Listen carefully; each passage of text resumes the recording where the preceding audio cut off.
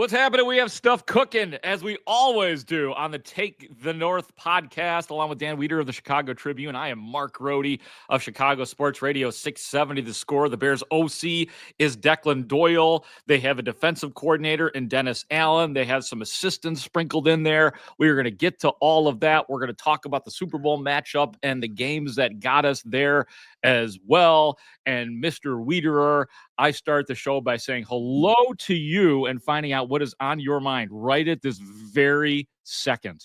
I start the show by saying hello to you, Mark Hi, Dan. Grote. This is a rare moment where there's really nothing on my mind. I think the Bears have given us a lot to talk about here in recent weeks, and it's continuing, obviously, as you mentioned, with the evolution of the coaching staff as it's put together by Ben Johnson. A lot to get to, obviously, 3 coordinators and everything that goes with that. I guess if I'd say anything was on my mind, it's that on we go with another Chiefs Super Bowl, this time against the Eagles. And you just wonder what life is like in that realm, right? Like we just live in a whole different terrain and it must be a different kind of orbit that those teams are in. That said, let's get to our opening drive here on Take the North. It's time for the opening drive. I mean, believe it or not, we know around here what it's like to have that opportunity to be in the title game all the time. I'm not saying with the Bears, but if you are somebody who has grown up in the city of Chicago, as Dan and I did, and Dan and I have covered a lot of what has gone on in the city of Chicago. I covered the Blackhawks. 3 titles in 5 years. That was fun because you just always assumed they were going to get to a high level. I was a fan of the 90s Bulls, and it was like that, where games could be ugly. It could be an ugly process getting there. You could even look at teams in the Bulls era and say, you know what, pound for pound, maybe the 1998 Utah Jazz were a better team than the Bulls. But what happens is champions become champions, and there is that thing, that unexplainable thing that the Bulls had, that the Blackhawks had, that the Cubs to a different degree had, that the 80s Bears had to another degree as well. It's exactly what the Kansas City Chiefs have. Kansas City beating Buffalo 32-29. It wasn't a pretty season for Kansas City, but there's just something about them playing, especially in the playoffs, Dan, where you just don't feel like they're ever going to lose. Well, and yeah, you parallel the 90s Bulls, and it's a similar feeling because, yes, there was anxiety with those teams. Like there were moments where you were like, oh, God, but it was always accompanied by the highest level of belief that they were going to find a way.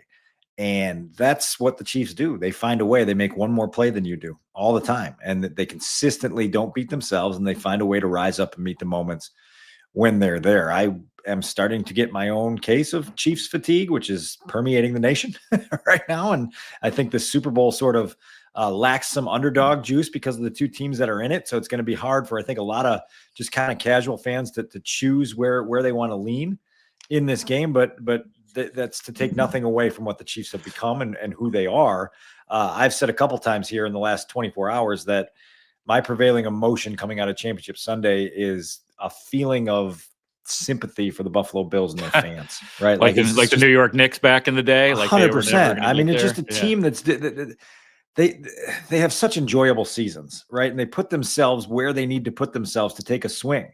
And they take good swings, right? Like we know a couple of years ago, 13 seconds left, they've got a lead, they're on the way, and things happen, right? The Chiefs find a way to make one more play again, and then again on Sunday afternoon it happens, and you can't convert a 4th down, and then you get blitzed on the final 4th down of the game, and you throw a ball, and Dalton Kincaid's not able to make that play, and you just have to start all over from the start. It's like the worst ever game of chutes and ladders where the chute takes you all the way back to the very start of the NFL season every year. And it's such a grind to get to Championship Sunday, Grote. And then you get there and you fall through that trapdoor again, 4th time that Josh Allen and the Buffalo Bills have had their season ended by Patrick Mahomes and the Chiefs. The sting of that is absolutely intense, and I can only imagine what those folks in Buffalo are feeling. Yeah, I guess I don't feel it as much. For the record, but I picked the Buffalo Bills to win the Super Bowl. But when it came time to this game, I just couldn't. I couldn't. Like, if I was putting money down, I would have put money on the Chiefs to win the game. So when it really comes to the moment, I cop out as well. And I say, you know what? It's got to be Patrick Mahomes. And I don't have that fatigue because I am able to recognize, at least this is just me, and I know it's personal for everybody in terms of whether you're sick of watching Patrick Mahomes do what he does. Is he getting the refs refs, getting a lot of people bitching about the refs throughout these postseasons, some of it justified. But I love, and I think I have gotten to a point in my sports life where I do appreciate seeing greatness, and like we're lucky to be. We were lucky, Dan, to have seen Michael Jordan play. We are now lucky to be witnessing. We were lucky to see Tom Brady play his full career. You and I both documented just about everything Brady did. I love that I'm in the midst of getting to see Patrick Mahomes be great, and maybe even better than the man who is the GOAT right now, Tom Brady. I mean, look, they're in it all the time, and they're able to again find ways, and now they'll get another crack 2 weeks from now to have another parade in Kansas City, and it doesn't get old to those people for sure. It's just there's certain guys in this league that you want to see validated, rewarded. Josh Allen, Lamar Jackson in the AFC. You say, man, what a shame the seasons that those two guys had, and neither one of them gets to play in the Super Bowl this year. Yeah. And that's just, that's hard, right? Like, it's a hard thing. It's a hard pill to swallow. And then you have the Eagles, right? Like, the Eagles will join them there. There's two sentiments that I had, watching the Eagles play on Sunday afternoon. Number one, you just great appreciation for Saquon Barkley and what he has been this year, right? Yep. Like, I mean, just, hey, I'm going to go 60 for a touchdown, and we're just going to get this thing started for 118-3 on the day. We're just going to make big time plays and reward Philly for believing in me. And then the other part of it is Vic Fangio, 39 seasons in the NFL, Grote, as a coach. And I think this may only be his second trip to the Super Bowl, right? And having spent extensive time around Vic during his time here in Chicago, you understand the passion he has for the game. You understand his ability to take his players and give them the tools to go out and try to succeed at the highest level. Well, now they got the chance to succeed at the highest level. This Eagles defense is every bit good enough to give Patrick Mahomes a challenge. And Vic Fangio is going to have 2 weeks now to try to put together a plan to attack one of the greats of all time. That's going to be fun. And so I definitely, have a little bit of a fist pump for Vic, just because I what he invests in making himself and his players the best they possibly can be. He's got that line humming. Jalen Carter is an absolute badass, mean mother. And I'm not just saying that to stick it to the Bears right now. I'm just talking about watching him play, even when was he offsides at one point in time and took a shot at he's a mean dude, man. And I just enjoy watching him. And I know that seems like a frivolous hit at the Bears, but it is not. Well, it's just, he's a badass. There's two things to that. Number one, to be as good as the Eagles have been consistently, it gives you the luxury of taking risks when there are risks to be taken. Amen. They took a risk with Jalen Carter that the Bears didn't feel like they could take at that point in their building process. And you see the rewards, right? Like, that's what happens when you say, we're going to take a big swing here. And if it connects, it can connect at the highest level possible. Howie Roseman did what Ryan Poles couldn't, and he's got the rewards for it. The other part you mentioned, offsides. While we're talking about the offsides, how about that sequence Sunday where we learned from Sean Hockley that NFL officials can indeed turn this car around and take it back home. They're not going to stop doing this. Frankie Louvu 2 times. I love kamikaze Walter Payton style over the top dive to try to stop the brotherly shove. They were also had one in the middle there with another encroachment. And it was just like, okay, half the distance to the goal line, but at this point it's only 6 centimeters. So we may as well just keep trying to jump over the top until we time this up perfectly. I thought it was a great FU to the tush push, or a way to defend it. And like, the only way to defend it is if you get a jump on it, and most of the times you're not, and you're going to be offsides. I thought it was great. I also thought it was funny how, yes, you're right, the warning was given to the players by Hockley, and if you do it again, there's gonna be trouble here for sure.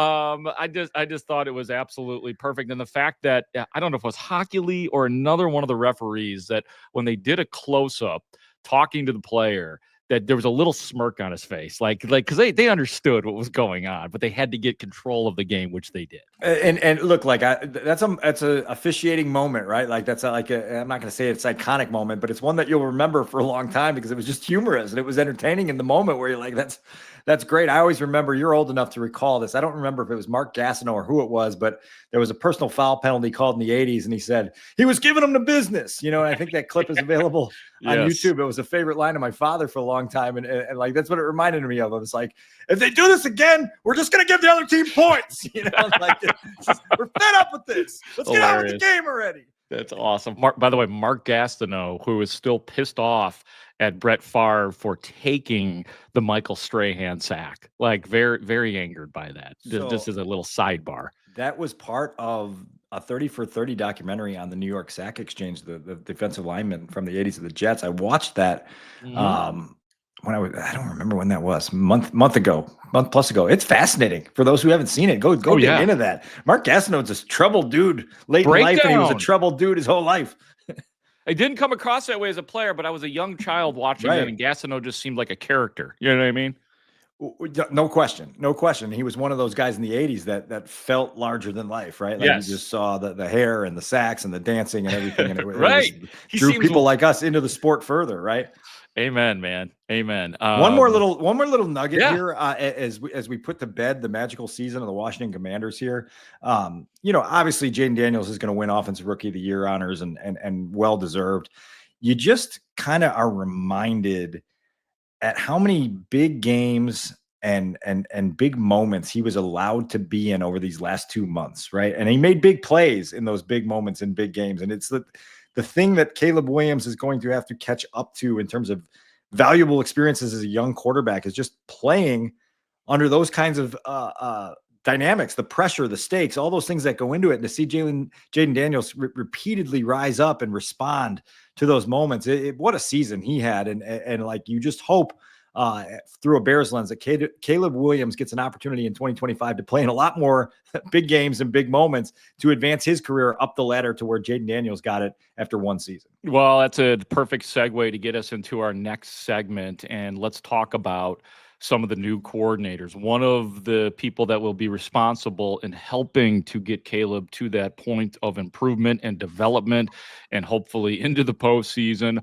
will be the new offensive coordinator of the Bears, and that is Declan Doyle. And the first thing that pops out at him is 28 years old. He will be the youngest offensive coordinator in the league. He is the former Broncos tight ends coach with Sean Payton, was a Saints offensive assistant from 2019 to 2022. And just for the hell of it too, from 2016 to 2018, he was an offensive student assistant at the University of Iowa.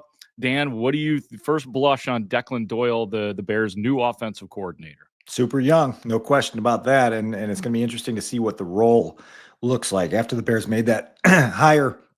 Over the weekend, I went back to look at what Ben Johnson said during his introductory press conference about what he's expecting out of an offensive coordinator, given that Ben Johnson himself will be calling the plays. And he said he needs somebody who's organized and structured and who can set the tone earlier in the week. And so this is an acknowledgement of the first-time head coach that, look, like my oversight duties are going to pull me in a lot of different directions. And I've watched this with other coaches that I've been around where you don't have the opportunity to watch as much tape as you want to. You don't have the opportunity to study and game plan and prepare the way you want early in the week. And so you got to delegate that. And you got to find somebody young and hungry and ambitious and these are Ben Johnson's own words, who's willing to work late nights, right? Yeah. And so 28 years old is actually an advantage in this situation because you got more fuel in the tank. And us old guys can say that those 28-year-olds can push that and they can burn the midnight oil a little bit more and do so in a way that's productive. So I'm of the belief, and you can tell me if you agree or not, that Declan Doyle is actually more of a valuable asset to Ben Johnson, whereas quarterbacks coach JT Barrett is the one guy that's going to be more on the day-to-day with Caleb Williams. And so those two guys are kind of like, one is going to be side by side with Caleb and one's going to be side by side with Ben. And hopefully they can all marry it all together with great harmony to bring the best out of the quarterback and the offense and the head coach and everybody involved. Yeah, and you mentioned the new QB coach. He is JT Barrett, the former Ohio State player, also the former Lions assistant QB's coach as well. And he's just 30. He's just 30. Exactly. So you got a 30-year-old and a 28-year-old. And yeah, I'll be blunt about it in terms of Declan Doyle. He's brought in to do a lot of the grunt work, a lot of the crap that Ben Johnson is not going to want to do. And I guess crap is probably not the right word, but there's just a lot of dirty work to be done by the offensive coordinator who doesn't call plays. And this is what, I remember talking to Mike Martz about it. He said, yeah, I mean, there's a lot of work to be done that has to be taken off the plate of Ben Johnson. And this is the exact type of, you were either going to get a young, hungry guy, or quite frankly, a guy that maybe was out of work and is willing to work his way back up. You and I remember, Dan, covering the first year of Matt Nagy, who was the guy that they brought in, who seemed to be estranged from his days at, I guess it was Oregon State, right? And Mark Helfrich. And I don't think he was working at the time. Dan, you can correct me if I'm wrong, but they brought him in. Bill Lazor was another guy that was out of work to be brought in as that type of guy. So that's what this guy does. That's why, to me, it's perfect. I mean, you have a guy who can literally learn and doesn't have to be responsible for play calling or any of the really big stuff, because Ben Johnson, that's why he's being paid $13 million a year or whatever it is to do the bulk of the progression of this offense. Right. And it's a classic case of know your role, right? Know what's being asked of you and master it. And like, Ben Johnson's a good person to share that message because of his own climb up the coaching ladder, to say, look, like, I know some of this is going to feel like grunt work. I know some of this is going to feel exhausting and like you're just kind of in the minutia of everything, but there's a payoff to this. And you can learn under my guidance and my wisdom, and let's go along for the ride while we try to bring along this young quarterback. Declan Doyle also spent one season in New Orleans with Dennis Allen as his head coach, on the staff of Dennis Allen. So those two will reunite at Haugh, and that's a hire that looked like it's been teased since the minute the Ben Johnson to the Bears news started. But you were in that fireside chat with Ben Johnson last week when he was asked about Dennis Allen and was like, yep, never coached with him, never even met him. Yeah, he acts like he never doesn't even know anything about Dennis Johnson. Hey, you know what that was, Dan? You know what that was? That was his first trick play of the year. Ben Johnson tricked the media. But like, I mean, that is a thing. It's a real thing where the first challenge of a first-time coach is to bring together a staff in a way where they understand your vision and everybody can kind of, work together. And it's not always easy when you're trying to get to know a dozen, 15, 16 guys that you don't have a long track record with. And that's going to be the case with Dennis Allen. I'm sure you'd agree with me that the head coaching experience that Dennis Allen has, both from the time at the Raiders and obviously most recently here with the Saints, is a huge asset for Ben Johnson and should be one of the major pluses on his column. Yeah, I think so. But he was very unsuccessful in his time as a head coach. But I do understand what you're saying, that he understands what Ben Johnson is going through. So in theory, Dennis Allen would understand what has to be taken off the plate. Hopefully Dennis Allen learned what he couldn't do as a head coach and able to aid Ben Johnson, because it does work. I mean, because we all just sit here and say, oh, well, yeah, he was a head coach, but guy was 9-18 as the Raiders head coach. No, 8-28 as the Raiders head coach, and then 18-25 overall as the Saints head coach, but was successful as a defensive coordinator. So I don't just throw him into the pile of, well, he's been a head coach. He wasn't a successful head coach. No, so right. A little bit of a red alert there. For sure. And when I say his experience in that role matters, it's going to allow Ben Johnson a sounding board. It's going to be somebody that's been through it before, somebody that can help him anticipate problems and problem solve, and then, just be able to know what the head coach is going through in a way that should be helpful. The other part of it is you can also use those people with good trust. Ben Johnson's got to get this offense off the ground quickly.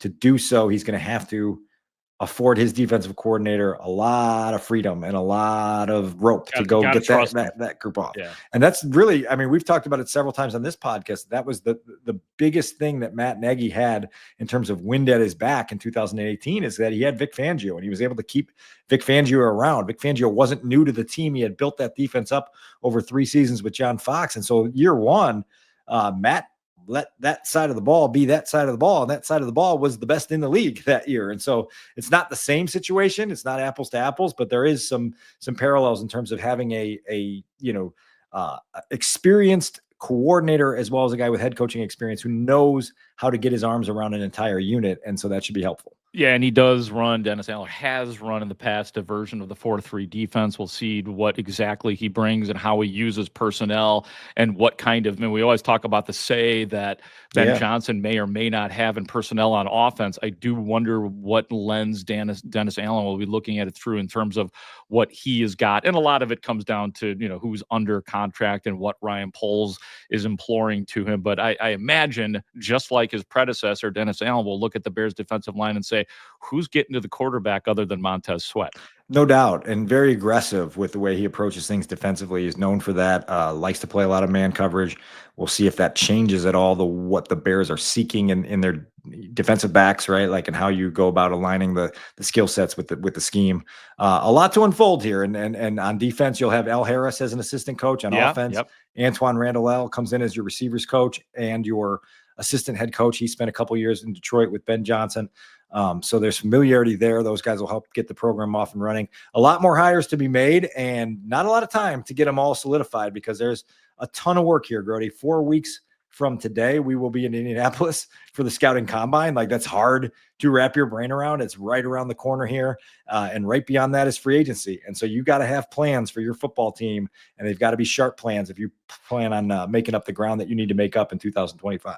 Yeah, I just had my hotel confirmed for the Indianapolis Combine. You and I will be able to carve out some space out there and do the Take the North podcast, man. It's going to be no fun. doubt. And you've got the penthouse suite saved up, right? Like that's where the scores put you up at. Well, yeah, that's one of the advantages of the switch from Haugh to myself. In my contract, I demand the suite. Haugh demanded stuff for television, not for radio. No doubt. Yeah. So yeah, we're still benefiting. Do you have some audio for us here, Dan, or are we doing that in our final segment here? No, we can transition to that now because I do think some of this translates into the conversation that we were hinting at there a little bit in terms of, okay, Ben Johnson's next step in his relationship building process is to unify a vision with Ryan Poles, the man who hired him. And those two guys have got to get comfortable with each other really quick. And it's not enough to say, hey, we spent 30 to 45 minutes together in a Zoom room, just one-on-one, and now we're best friends and we're in lockstep. A lot more heavy lifting than that to come. Well, Ben Johnson's agent, Rick Smith, local guy, I believe Highland Park based and been around Chicago forever, went on the Bears Banter podcast with Bill Zimmerman for a surprising interview. I think even Bill was surprised that Rick agreed to go on the show and speak a little bit about the Bears, speak a little bit about the hiring process. And so we wanted to play a couple clips from that. I will tease also that on Tuesday at noon on WSCR, the midday show, Bernstein and Harris will have Rick Smith on their program as well. So there'll be additional information. Shout out to Ray Diaz and Adam Studzinski to get there. And I know Studs has got a couple pieces of audio ready for us. And the first one is just kind of an overview of Rick Smith talking about the Bears being in a little different light than he's used to them being in. Let's give that a listen. I mean, I have to tell you, okay, I've lived in this town my whole life, okay? I was going to Bear games as a little kid with my family. I've seen the old Bears. I've seen the dysfunctional Bears. I was a cheerleader for that. But this thing's changed, man. And if you're listening, if this is a Bear-centric podcast, which it is, let me be the guy that breaks the news to all the naysayers that this is the new Bears, 100%. And I absolutely give credit to Kevin Warren for allowing the family to really get a broader aspect of what is going on around the National Football League. Wow. Right? Like that's a guy who openly says that he has, been open to the idea that the Bears have been dysfunctional for a long time, but now this is the new Bears and changes have occurred.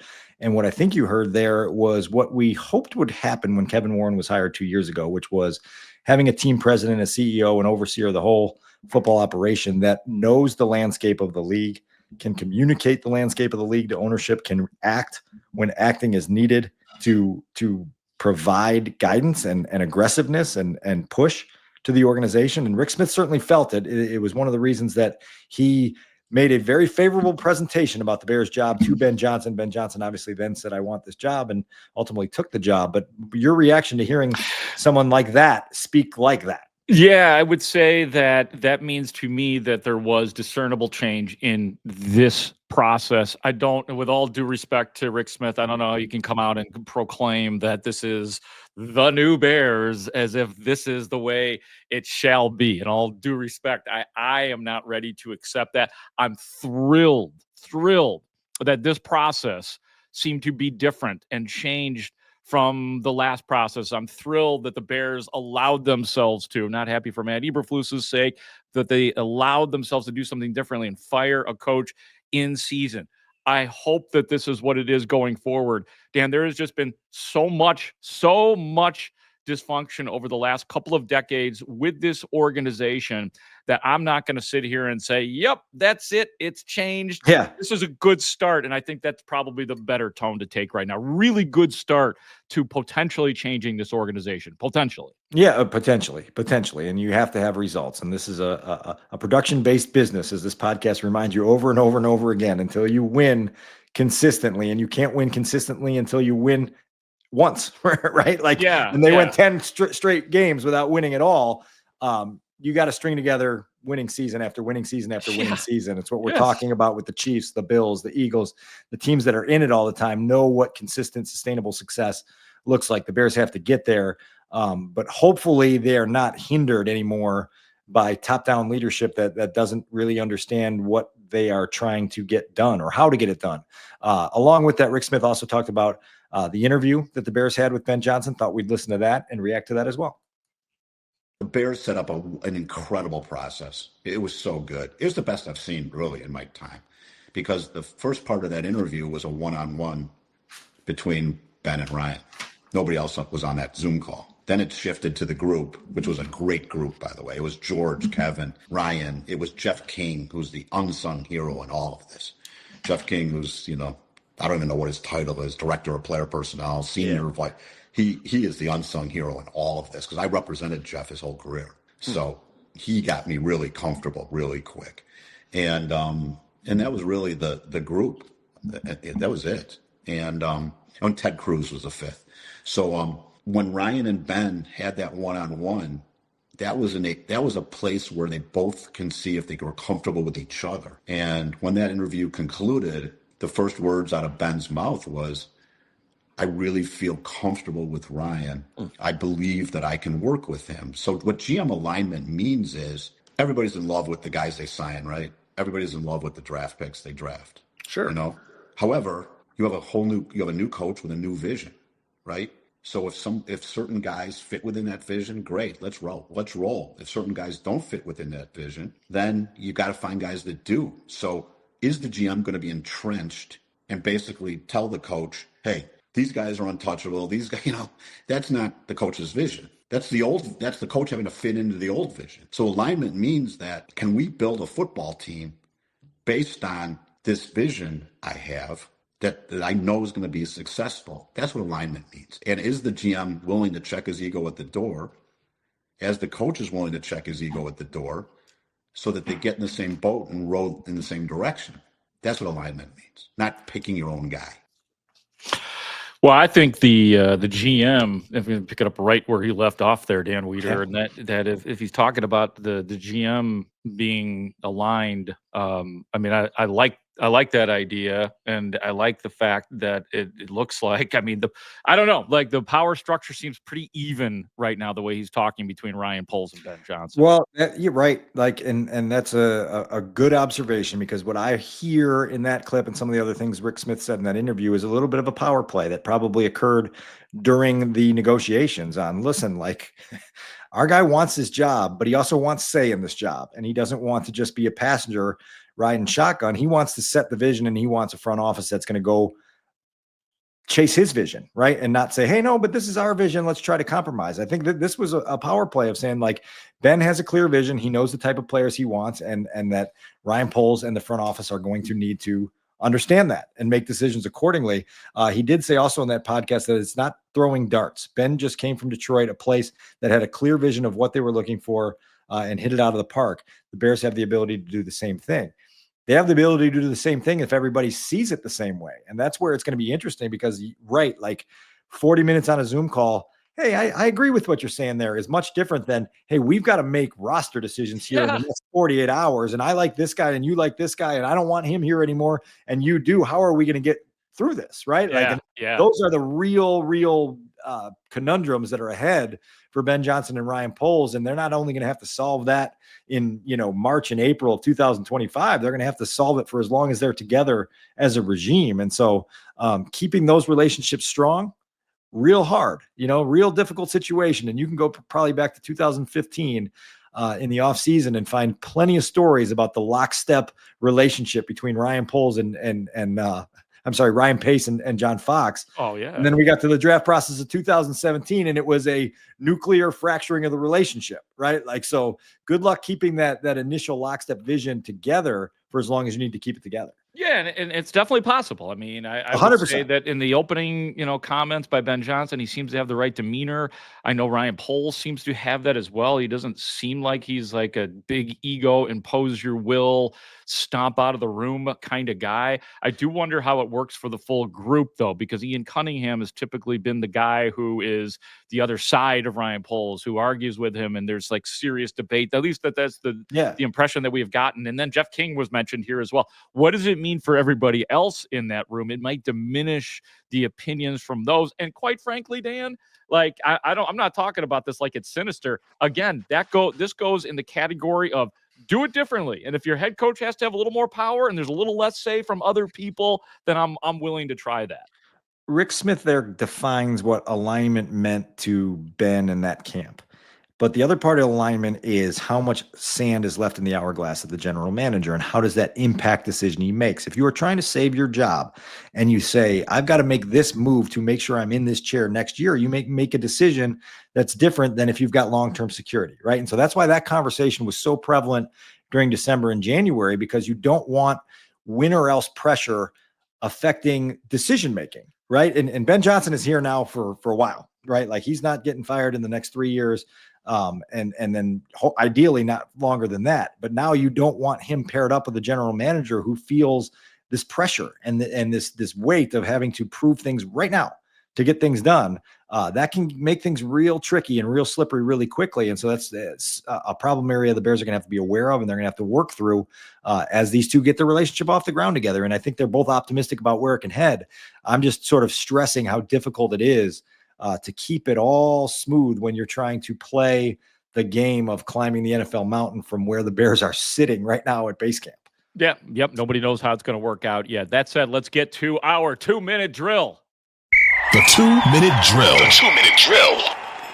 You know what I'm going to start with here in the 2-minute drill here today, Dan? I'm going to take you in the Wayback Machine just a little bit, because once upon a time in the Mark Grote career back in the 90s, it was my first real paid radio job.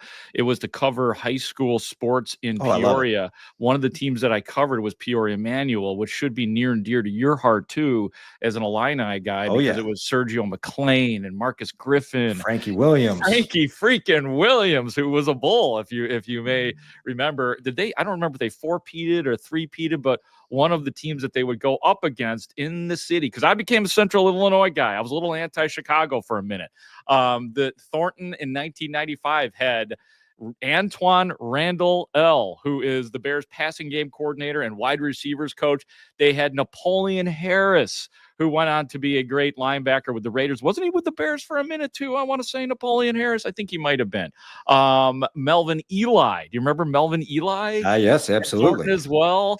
Who went on to play with the Clippers. He was a first-round pick, played for the Clippers, so I got to cover all those guys. I didn't cover Antoine Randall L. closely, but I was definitely around him and watched him play ball. So I just wanted to share that neat little story of the 1990s and those guys, and I figured you'd like the Illini portion of that. Antoine Randall L. was playing quarterback at Indiana when I was in college, so there was some crossover there as well. I will tell you this, in my first job covering high school sports at the Naperville Sun, I was called out to do a IHSA football playoff game with Bonzi Valley versus Thornton in Harvey. Beautiful Harvey. Drove out there. And they used to call it Harvey Thornton too. Harvey Thornton. Yeah. I would love to do the date check on this, because I do believe it was the same weekend as the Mike Brown 49ers game.